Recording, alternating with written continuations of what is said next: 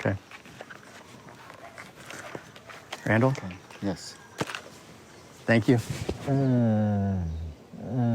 I can't give you as much thanks as you can give me, but I will try. So I brought this. That is very cool. Wanted to take a picture of you. Okay. For the series, Cloudy Day. Can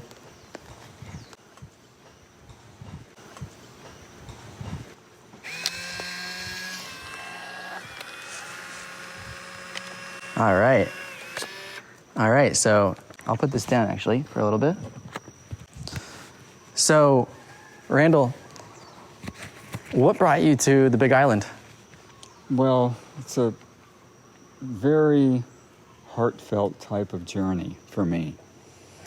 I was born and raised in Phoenix and had a most incredible experience there. My father had a resort hotel, and so people would come from the East Coast in Canada and thaw out and dry out. And it was a wonderful experience in my life when I was younger. In fact, he had a swimming pool. I could swim before I could talk. And it was great. I was swimming in my diapers. And, wow. I feel like I was so honored and blessed to have that experience and be that exposed to nature. Because I was a nature boy. I mean, I walked around with no shoes, and it was Phoenix, so it was hot. Usually didn't have any type of T-shirt or anything on, and it was awesome. And our family stayed there till I was 10, and then my father had this urge to move to California and create. He was a builder. And he built an automotive center in Southern California. So our family moved when I was 10. And that was fascinating because obviously when you make a move that is from a different state, you don't know anybody and you're relocating. And it wasn't that comfortable for me.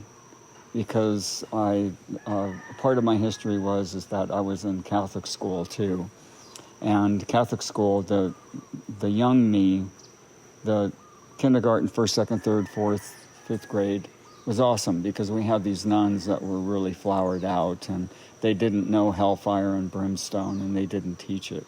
They were Sisters of the Sacred Heart of Jesus, and they were, really new age. It was wonderful. Really? And they would say, when you're ever filled with fear, just remember that you have guardian angels with you and that your guardian angels will always protect you. And besides that, they have legions of angels behind them. So don't be afraid. Just ask your guardian angel to protect you. Right. And your guardian angel will. It was awesome. And then the other one was, as I said, they were Sisters of the Sacred Heart of Jesus. So they said if you're ever angry with anybody, just remember that person also has the Sacred Heart of Jesus in them, and that you don't want to be mad at Jesus, ever. And, that's so New Age philosophy. And that's when I was like this tall. Mm-hmm. So I loved it. And by the time I was in California in the 6th grade, and we had a sister by the name of Sister Mary Gonzaga, and God forgive me, we used to call her Sister Mary Godzilla, and she was really that God will punish you and all that, and I was like 11, 12 years old, and I just thinking in my own mind, that's not me. My God is not like that. My God wants to protect me. My God wants me to be happy and healthy and whole and kind and generous. And providing I walk that path, I can have that. So as I said, I have a lot of friends that are recovering Catholics, but I'm not. I love also the fact of the ritual. And I was an altar boy, and that's where I discovered frankincense. And they call me Dr. Frankincense on the island because I use it for just about everything. And frankincense is antiviral, antiseptic, antibacterial. It allows your soul to actually help you remember who you are as a spiritual being. It's beautiful, really, really beautiful. And, going through life, you just see various types of things, and opportunities come up, and either you take them or you don't. It's entirely up to you. So we do have freedom of choice in that perspective. Mm-hmm. And then I really got into health and natural living. I went to Maui when I was 20, spent a month there for my 21st birthday. I actually ate the fruits of the land for 30 days and came back home and wanted to move to Maui, and didn't. I had to do what I call was family karma and go back to work for my family, which I didn't want to. This was after 21. Yeah, this is after 21. And, you can imagine, going to the jungle, you're 20, you're in there, you're fasting, and then I came back home. I was in Costa Mesa and Newport Beach, and I had a girlfriend that was wonderful and beautiful, but I didn't want to be with her, and I told her I'm moving to Maui.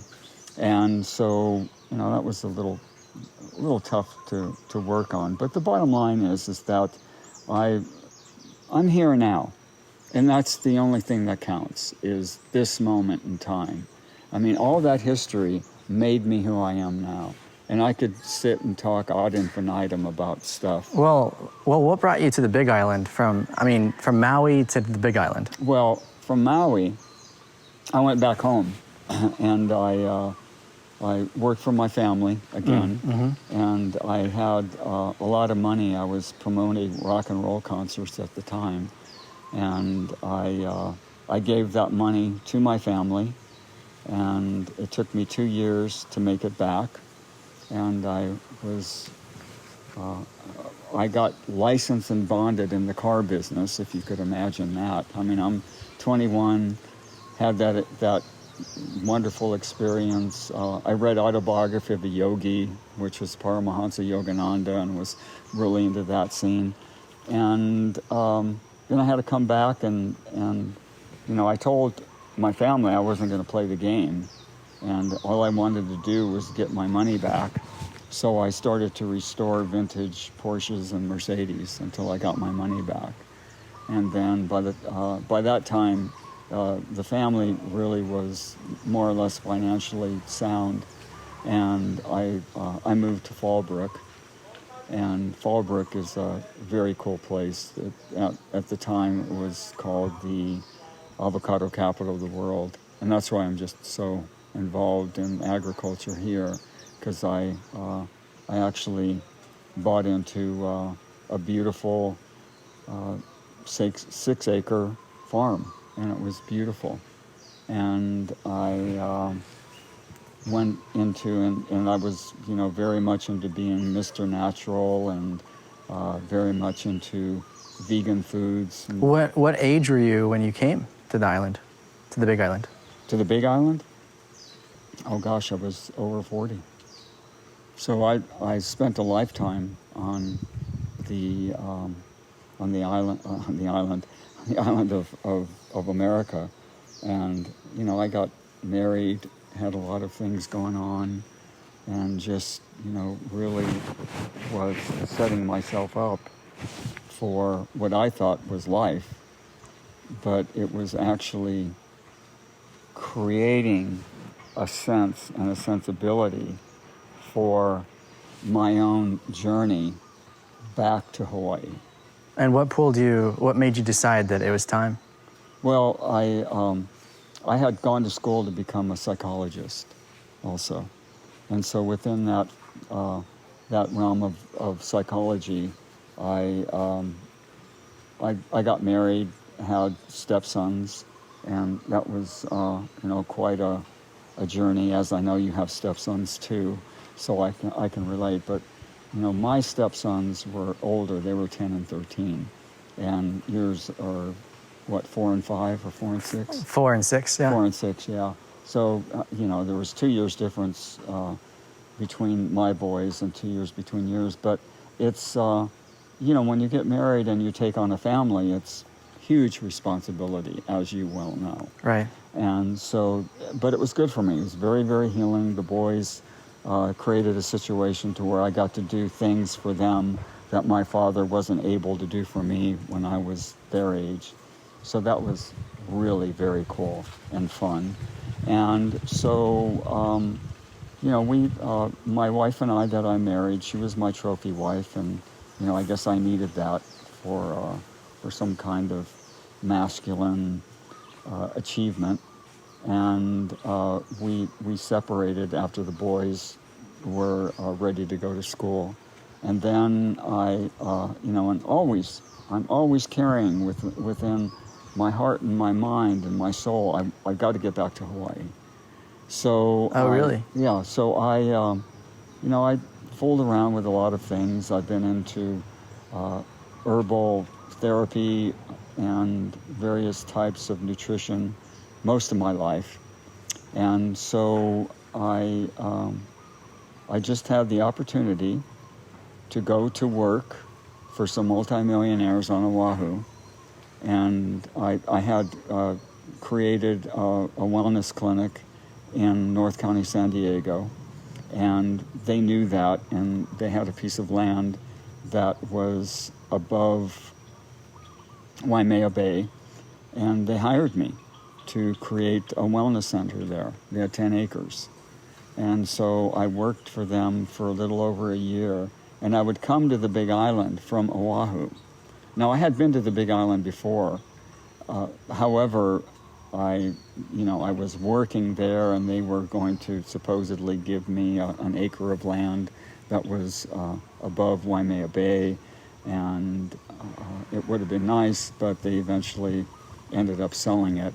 So it didn't happen for me, if you know what I mean. Yeah. And that's just the way that it goes and flows. So I said I want to move to the Big Island, and fortunately, because they were, they were real entrepreneurs, had a lot of money, and the name of their company was Personal Prosperity, and they had a place that was in Lanikai. I'm not sure if you're familiar with Lanikai, but Lanikai is one of the most beautiful places on Oahu, and the homes are like multi-million dollar homes, and they had one there, and his wife was one of the top sellers of Herbalife. And so she would bring people there and say, you can be wealthy like us if you start selling our products and things. And I had done the herbal formulations for Mark Hughes, who was the founder of Herbalife in the beginning. So that was one of the reasons why they hired me. Plus, they hired me because I did my pre-doctoral clinical psychological hours at Dr. Bruce Halstead's preventive medical clinic in Loma Linda. And it was fascinating because Dr. Halstead is just this remarkable human being. I mean, he is, his resume was about that thick. And he pioneered chelation therapy and hyperbaric oxygen therapy. And he was, working with a lot of people, and they weren't taking any type of insurance. And this was all out of pocket.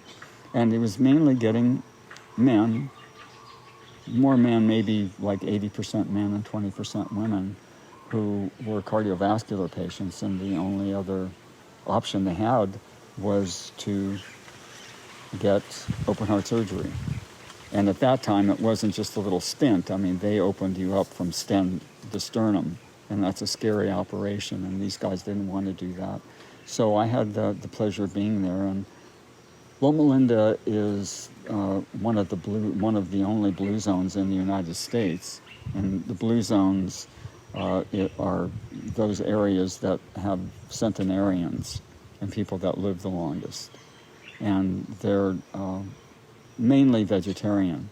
So Dr. Halstead, everyone who came in there had to go on a complete vegetarian diet, and it was up to me as a psychologist to convince them that this was the way to go, rather than going through open heart surgery.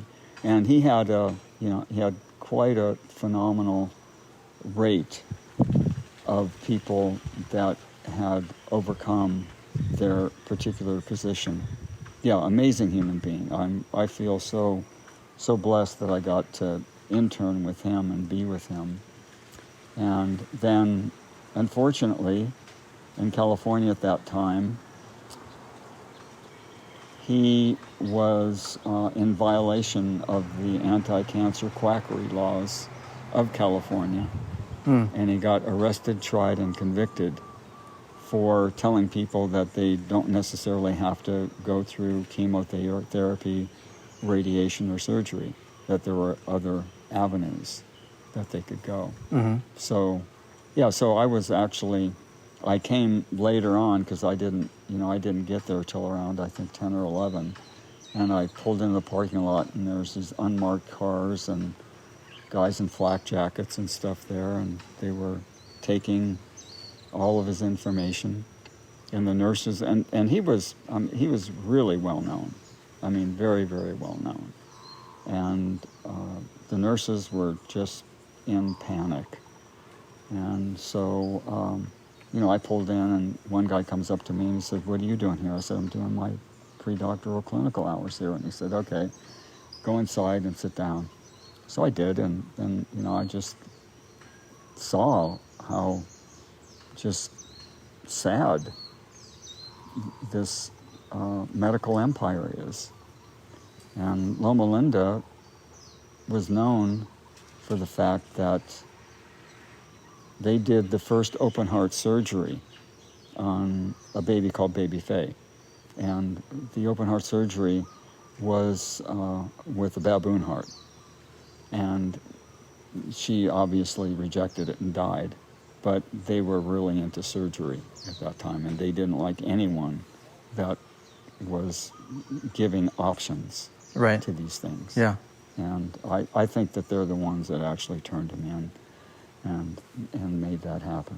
So anyway, getting back to how I got my journey to Hawaii, these people were extremely wealthy.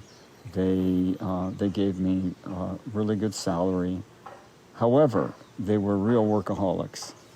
And these people would work, and I swear to God, 16 hours a day. That was their day of work. And if they hired you, they expected you to work half a day, which is 12 hours.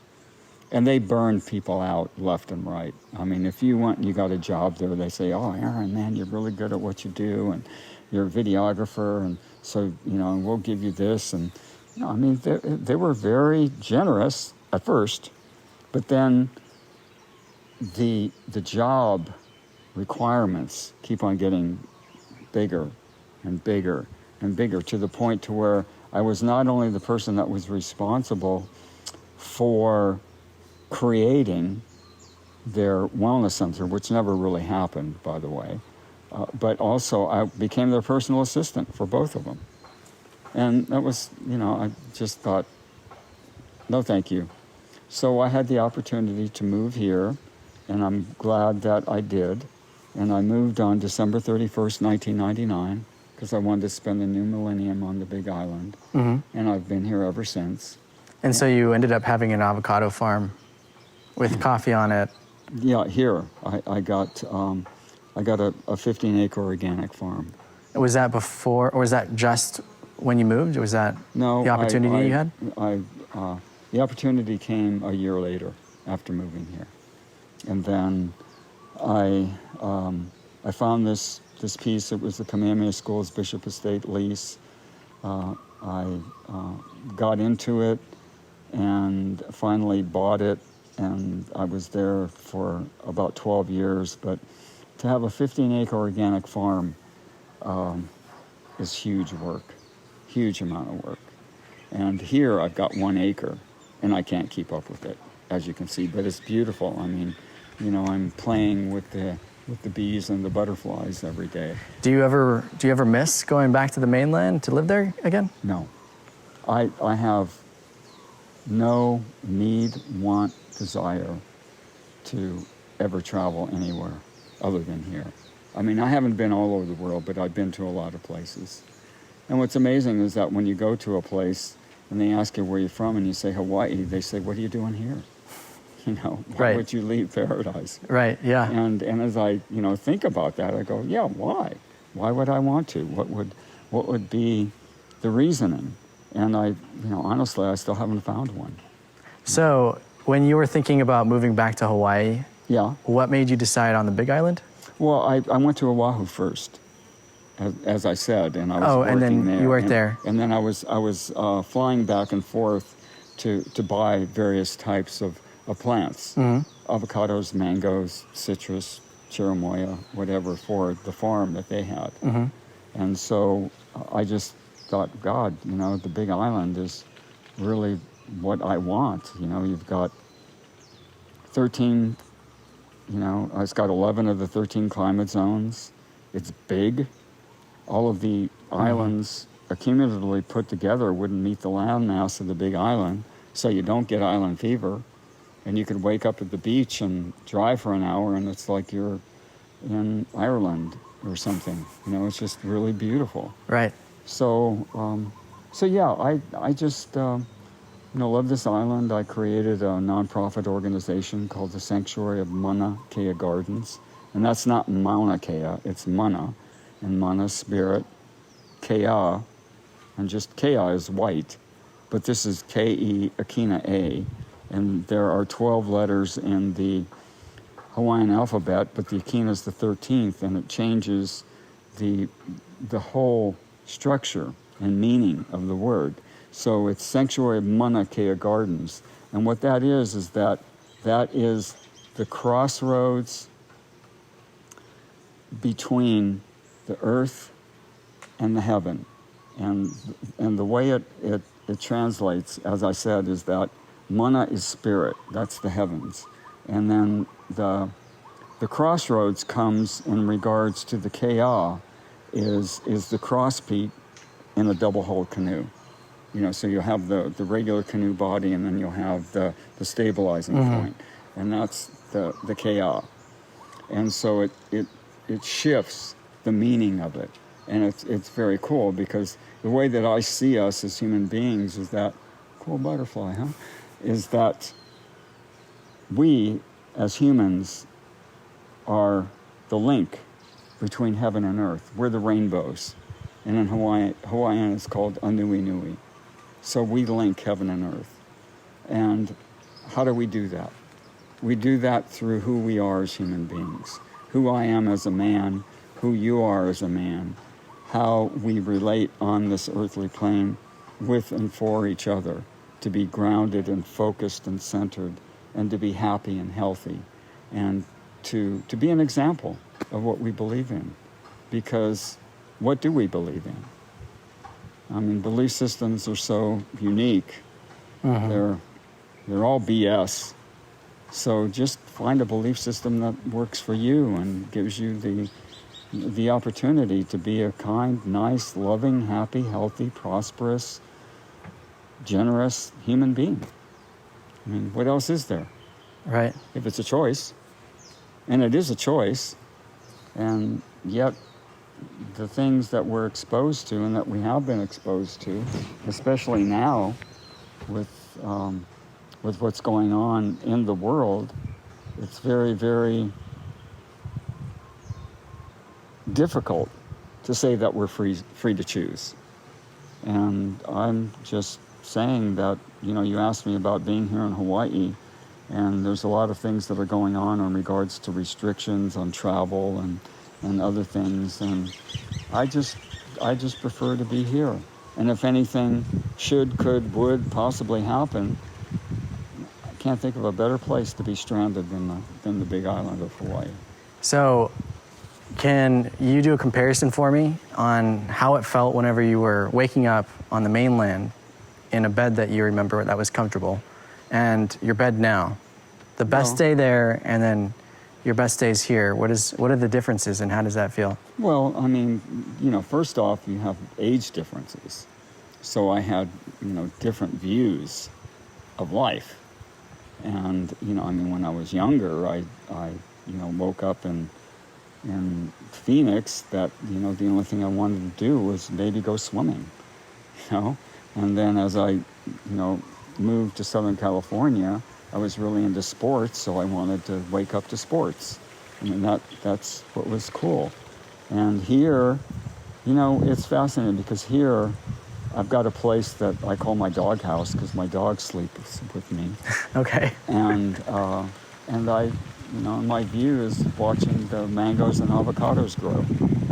You know, and I wake up to, you know, to a living being that is just happy to be alive. Whereas, you know, being human, sometimes you're not happy to be alive. You know, there's so many things that can come in and suppress the goodness of who we actually are.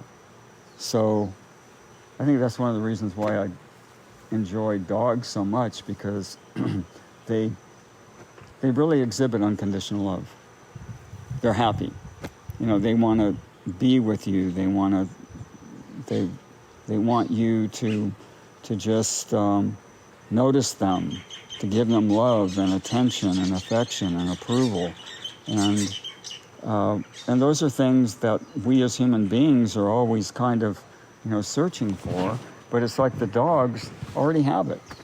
I mean, they already know they're a dog, man. This is who I am. This is what I do. And, you know, and they're highly intuitive. And I'm learning how to kind of sort of communicate with them. I mean, they're, you know, I'm not their master. I don't control them. I may command them. And my little meme is that I am in command of being out of control. Because we control nothing. But we can command what we want to do with this beautiful spacesuit that we have. And so, you know, I've been involved in co-creating beautiful, free family festivals here on the island. And we did our first one on our farm. It was 15 years ago. And it was amazing, just wonderful. Mm-hmm. We had over 300 people show up. And then I moved it to Amy Greenwell Botanical Gardens and outgrew that. Moved it to the Keauhou Beach Hotel, and then they shut that down. And moved it to the Sheraton.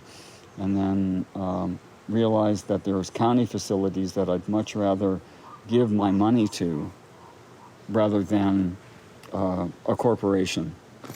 So I started using the county facilities. And right now we haven't been able to do things for almost 2 years, and I'm working with the county Parks and Recreation and also the Civil Defense in regards to having a safe festival for all people. So that could you also let us know what kind of festivals these are? Yeah, I do the annual Avocado Festival, the Mango Festival, and Going Nuts for the Holidays Festival.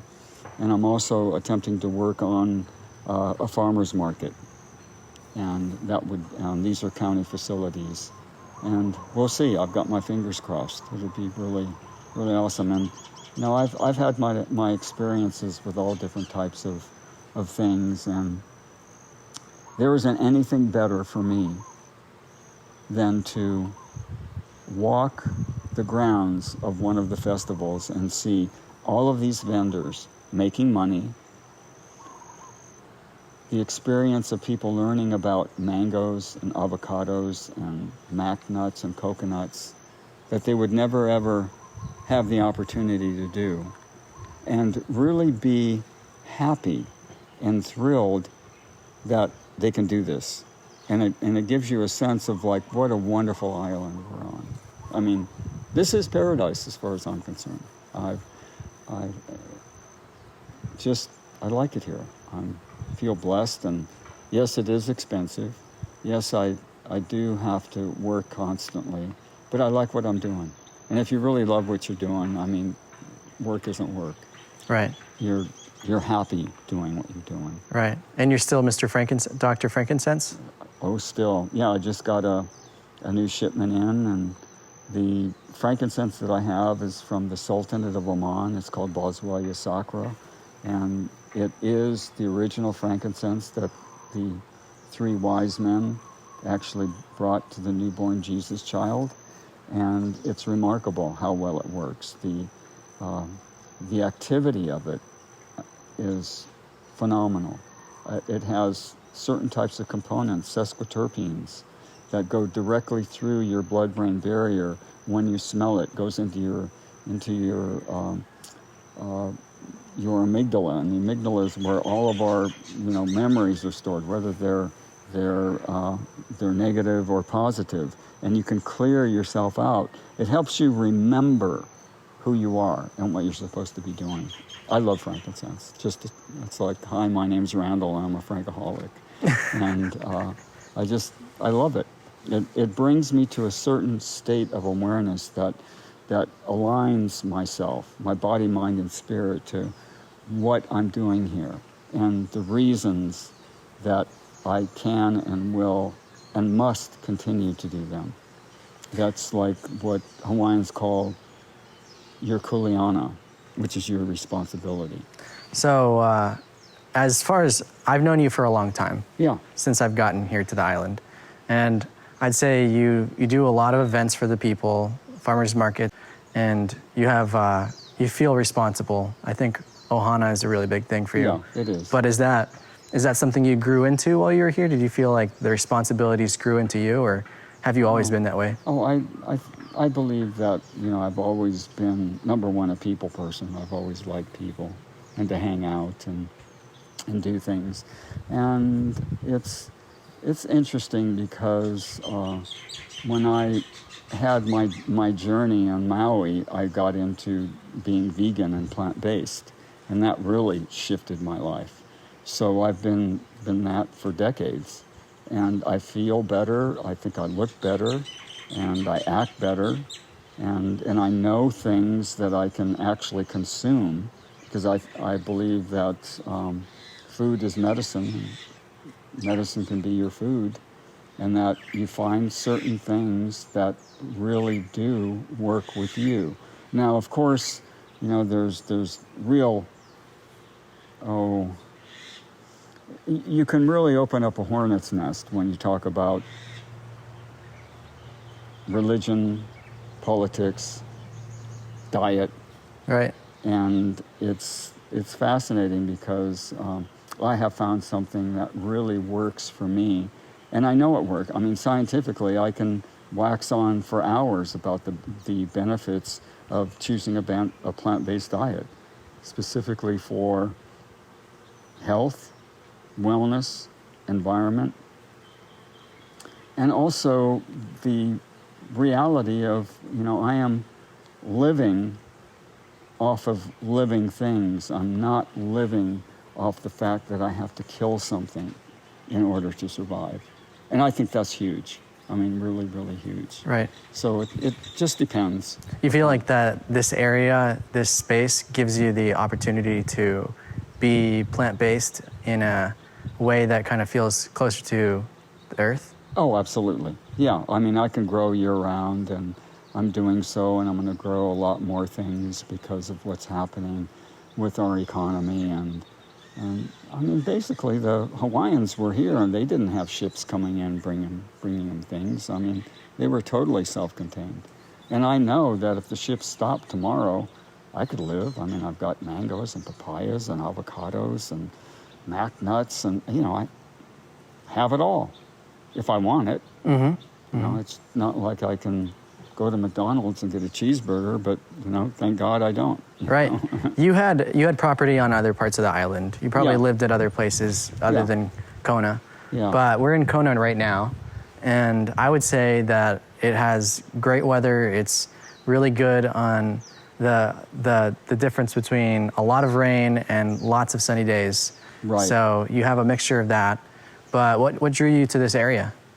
Well, it was, I believe, my soul telling me that I was done and complete with the 15-acre farm. I just couldn't keep up with it, and I was always attempting to sell a part of it. I just didn't get the right person. So I decided that I would bite the bullet and walk away from it, and my reptilian brain was going, you've put 12 years. So much time. Of labor and money, and you'll never get it back. But go. So I did.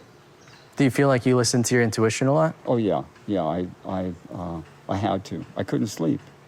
And you mentioned sleep, and that was a time to where it was like, dude, you've done the farm thing. And I kid myself. I went to school to get a PhD in psychology, and I call it my other PhD degree. And You mean working on a farm? yeah, it's the post-hole digger degree. The post-hole digger degree. That's good. Yeah, and so, it is what it is. I mean, life has so many opportunities, and it's filled with synchronicity. And I love that word. I loved Carl Jung, the fact that he was talking about synchronicity happening all the time, and then with the synchronicities happening all the time, you can see, if you're aware and if you're alert, that there's things that are kind of from the universe that are giving you hints. And then Deepak Chopra, who I had the honor to take some of his professional Panchakarma training programs, Okay. he brought it a step higher and called it synchrodestiny. And he said that when you realize that those choice points happen and you can say yes or no, that becomes your destiny. And so you become a co-creator, which I think is very cool. Now, here's a spiritual question for you. Okay. What's the next step for you? Where are you going? Where do you go after this? You're here in Kona now. This is your life, and you don't want to go anywhere. This is where you've made I don't have a an home. urge to go anywhere. And I mean, most of my life I've been kind of drawn to things, but I'm here. I'm working on the space, attempting to do similar things that I did on my 15-acre farm.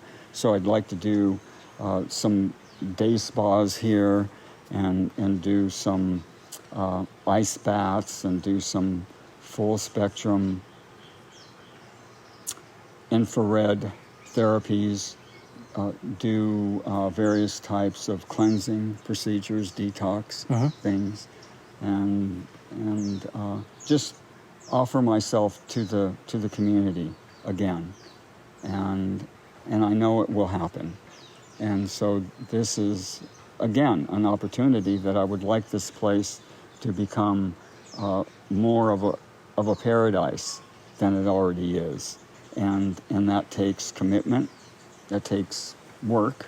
But then again, it's, as the Buddha said, it's, chop wood and carry water. And then what do? You chop wood and carry water, when you're there. So, right. So that's just it. It's the name of the game. Yeah. And so just keep going. What I'm doing is that this has a lot of work, but I can see it, and I can feel it, and I can be it, and I can invite people over like you and say, hey, come on over, have a coconut with me.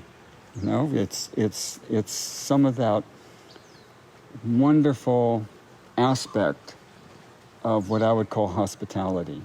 And speaking of hospitality, when I learned about frankincense and the various types of frankincense, I had a client that was asking me if I was interested in having the finest frankincense in the world, and I was saying, well, sure, but why not? But how am I going to get it? Yeah. She said, well, I'm having a relationship with one of the members of the royal family of the Sultanate of Oman. And I knew that Oman was the place that Boswellia sacra came from. And it was kind of closed down then. And she said, let me see if I can get the source. Boswellia is the yogi? No, Boswellia is the genus, and then sacra is the species. Oh, of I see. frankincense. Okay. Because there's Carteriae and other types of species for frankincense, but Boswellia is the genus of it. Got so it. There's all different types. Okay. Yeah.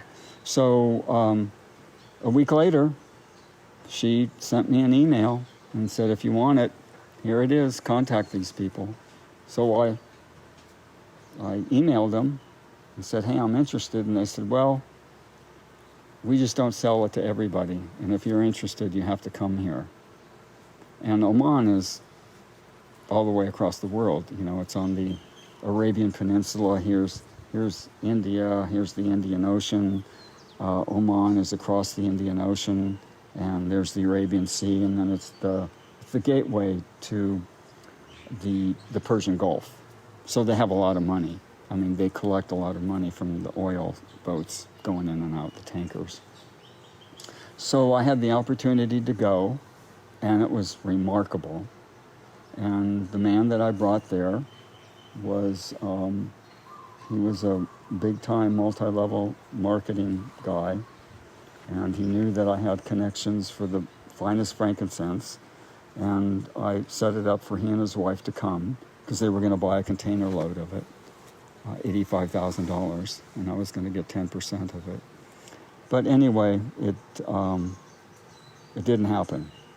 So I got the source, but I didn't have $85,000. But I have it now. I don't have $85,000, but I've got the source, and that's what's good for me. So I just want everyone to know that if you'd love to have some of the highest quality frankincense resin, that's called hojiri, you can have that. Or you can get the finest quality oil, and you can go to my website, which is www.hawaiianwellness.com, and you can see a bit more of who I am and what we do. And we also have a nonprofit that's called the Sanctuary of Mauna Kea Gardens, and that also is associated with that website. So, how was that?